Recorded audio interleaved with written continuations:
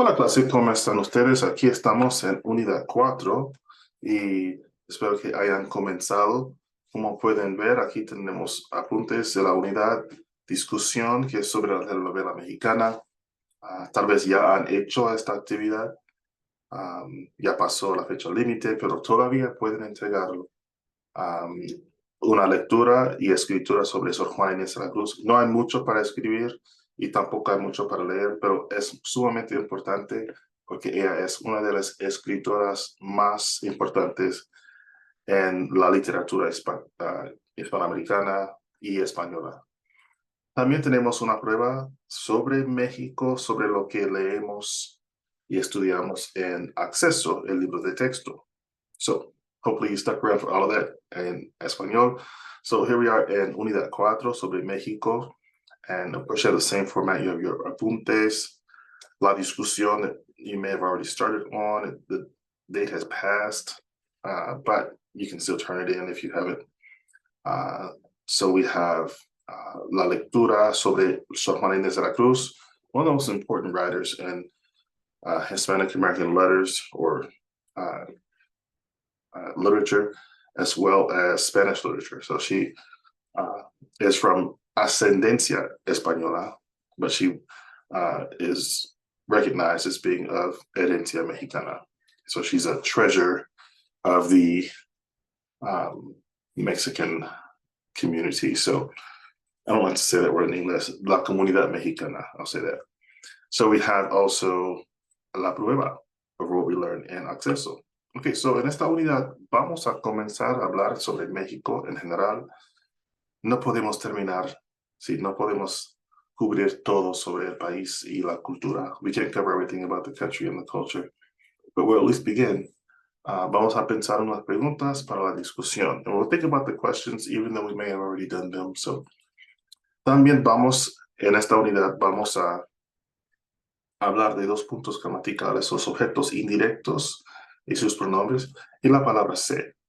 También vamos a escuchar unas voces mexicanas y vamos a hablar un poco más sobre la lectura, que es sobre Sor Juana Inés de la Cruz. Okay, so, en el libro de texto es donde encontramos todo. Tenemos que empezar ahí. So you want to go to the libro de texto, and when you look at the notes, you can just click there, and it'll just take you to the libro de texto. So, después de leer la sección titulada Las telenovelas, piensa en las siguientes preguntas. Think about the following questions. Un aviso.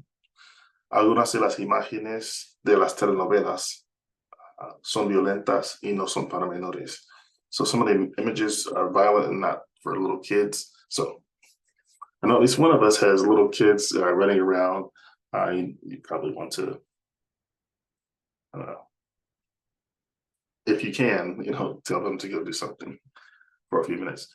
It's not like X-rated or anything. It's just, not fun, happy images. So, ¿qué tipo de información presentó la telenovela? ¿De qué trató la telenovela? En tu opinión, ¿cuáles fueron los objetivos de los productores o guionistas de estas telenovelas cuando las crearon? So, in your opinion, what were the objectives of the producers, of the writers, when these telenovelas were created? And these are old. They're like 90s, I think, or at least early 2000s, at the latest. ¿Qué resultados imaginas que tuvo en la sociedad mexicana cuando transmitieron esa telenovela? So what images do you think were transmitted to la sociedad? Not images. What do you imagine was transmitted, or what do you think they thought? What do you think people thought? Yeah, that's probably the easiest way to put it. Okay, so you can think about those, but when you're in Canvas, you can just answer these questions, which are a little bit more direct and more based on your opinion. ¿Crees que las telenovelas representan la vida como realmente es en México? ¿Por qué sí o por qué no? ¿Te gustan las telenovelas mexicanas? ¿Por qué sí o por qué no? So there's not a wrong answer, there's just wrong grammar. So hopefully I will think about the grammar. Hablando de la gramática, miren en la sección llamada gramática y busquen unidad 4, Allí van a encontrar los temas gramaticales para esta unidad. Es buena idea leer sobre todos los temas, pero en esta semana o en esta unidad vamos a hablar específicamente de los objetos directos e indirectos. También vamos a hablar de la palabra ser, cómo se usa y el presente perfecto. Ok, los objetos indirectos. Yo no voy a hablar de todos los slides. I'm not going to talk about all the slides porque cuesta demasiado tiempo. It would just take too long. But I will just give you this first one to kind of give you an idea of how to read this particular set of sentences. Ana y Cristina van a la agencia de viajes porque quieren viajar a La Habana, Cuba. El agente les recomienda un vuelo con 2 escalas. Ana le hace muchas preguntas a la gente y él le da mucha información. So first of all, not all sentences have direct objects nor indirect objects. The first sentence has neither. Ana y Cristina van a la agencia de viajes porque quieren viajar a La Habana. There's no direct object there. Not even the word Cuba. Because there's not an action being done to a thing or a person. Now they go, but you can't go yourself. You can't go something. I don't. So, they want to do something, but they want to do something to what? Nothing in particular. They want the travel to La Habana, but we don't have more information there. Now we can get more information in the following sentences. The agent les. Now what's the les for? That's an indirect object pronoun referring to Ana y Cristina. And then Ana refers back to el agente, meaning le. It could be Cristina, but we clarify it when we say al agente. Ana le hace muchas preguntas. ¿A quién? ¿A Cristina? No, al agente. Y él, now the subject has changed. Y él, he, there's 2 females and 1 male. The male is the agente. Él le da mucha información. And he gives her a lot of information. So why does Cristina not ask? Maybe she's just, not interested. Maybe she's just not in charge, whatever. But the agente, he returns to her the information. Okay, so as I was mentioning, not all sentences have objetos directos, neither objetos indirectos. Many do have direct objects. If you have an indirect object, there's going to be a direct object somewhere in the mix. So go through these at a slow pace. You can look at the notes on your own, but don't depend on just this video because you probably want to take a longer time to review. Bien.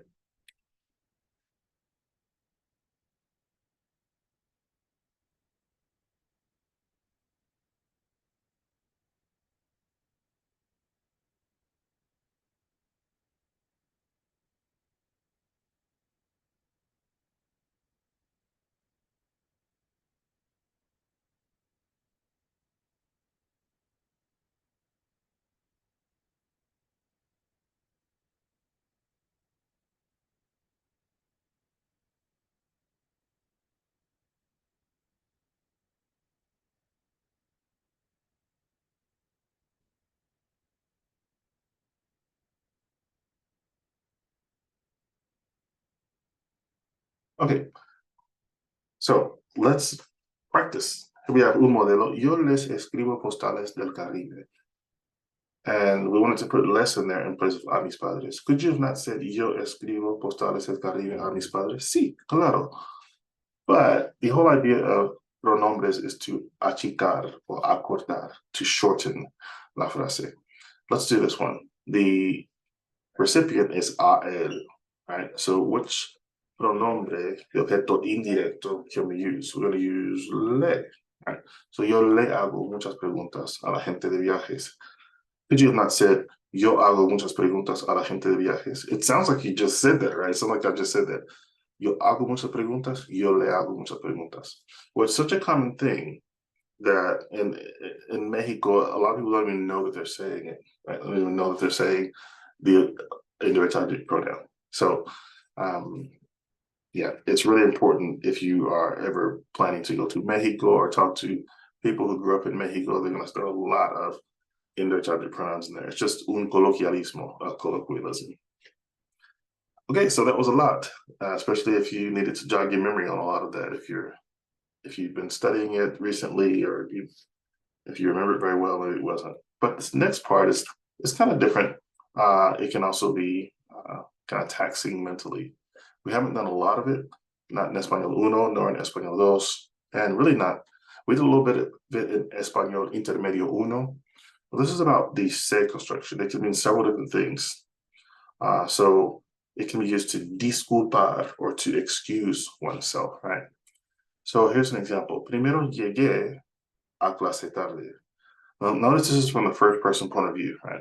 Se me rompió el despertador y no me desperté a tiempo. Se me olvidó el examen en la clase del inglés or de inglés. Now we have me there just because it's from the first person point of view. You could put anything there. You could put me, le, or me, te, le, nos, os. It wouldn't matter. Why is it interchangeable? Because the meat of this verb is se rompió. It's kind of a reflexive verb. And we can just go ahead and assume that there's someone who uses the despertador, which is an alarm clock. It's for people, right? I don't know of any lions that use alarm clocks, but se te rompió. Primero llegaste a clase tarde porque se te rompió. We could say that. And then we could say at the end, y el despertador no te despertó. Or y no te despertaste a tiempo. Excuse me. No te despertaste.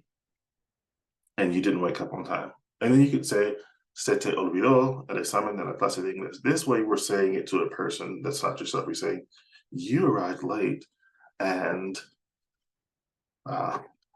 your alarm clock broke and you forgot the exam. But this is a way of kind of softening it. Maybe it's for talking to other people, but it's also a way of kind of excusing yourself, right? Se me rompió, instead of saying, I threw the alarm clock across the room.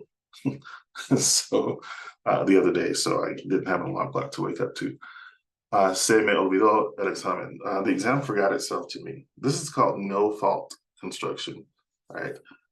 It's not that people who are in Spanish-speaking societies go around not accepting responsibility. It's just a way of speaking it out. Yeah.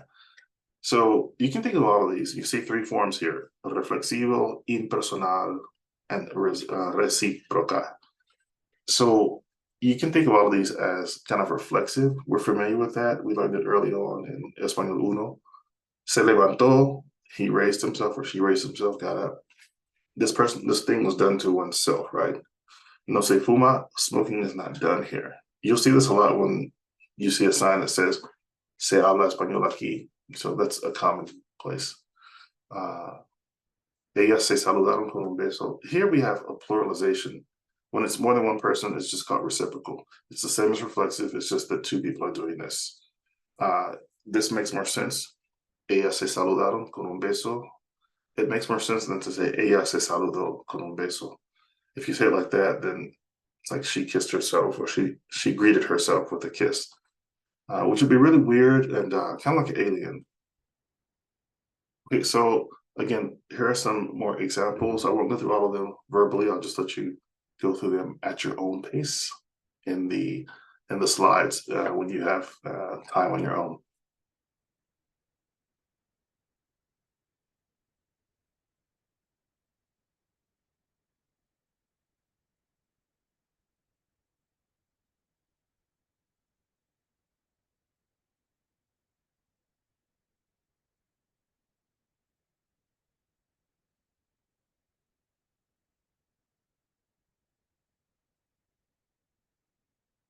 Note, por favor, notice that these are all like negative things. So when you run out of something, if you forget something, if you break something, that's a case in which you want to disculparte, right? So you don't want to say, like if you say, yo gané el partido, I won the game. You don't want to say necessarily se me ganó. The game won itself to me. I mean, you actually want to take responsibility for winning, right? So you won't, this will be used mainly in situations where something negative happens, right? You don't go around, just excusing yourself for positive things, right?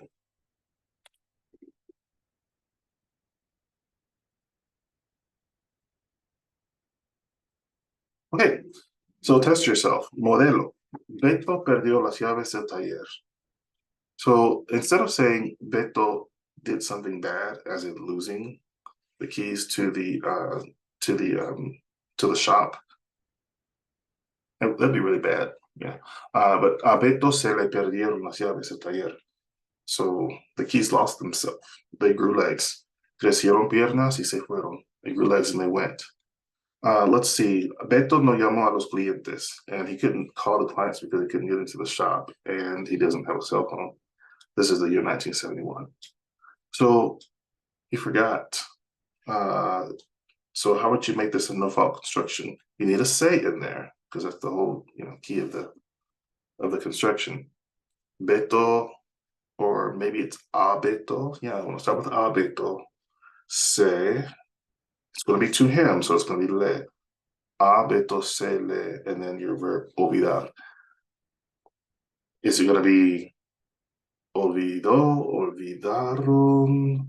The clients didn't forget themselves, but to call. So it's going to be singular. To call. So we have a Beto se le olvidó llamar a los clientes.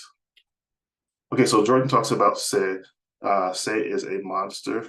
So this is, I kind of talked about se in this video as in kind of one sense. And I think that's a good way to think about it. You don't want to think about it too deeply. If you do want to think about it very deeply, you can watch Jordan, because Jordan, he may get a little bit too deep in the first 2 minutes and 25 seconds, so you can skip that.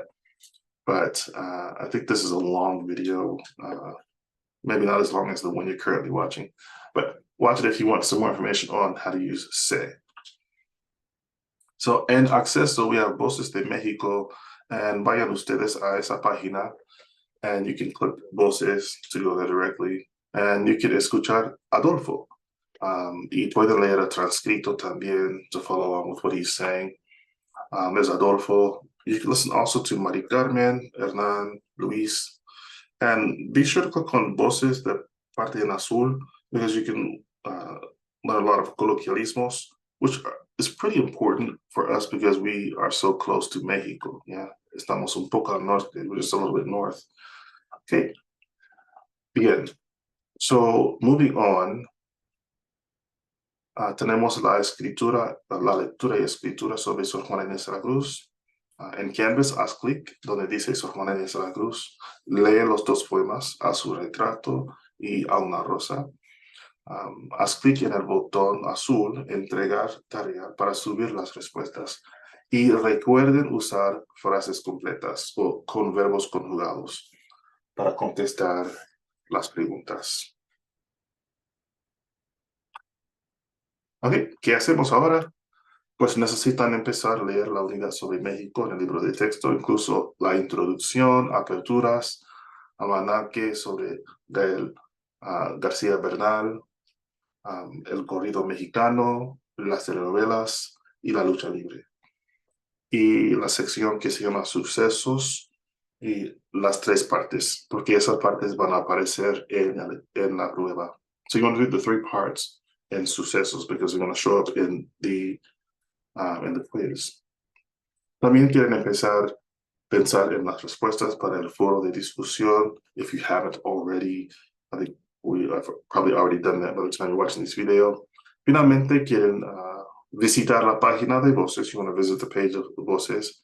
Nothing to turn in there, but después de eso, lee los 2 poemas de Sor Juana Inés de la Cruz.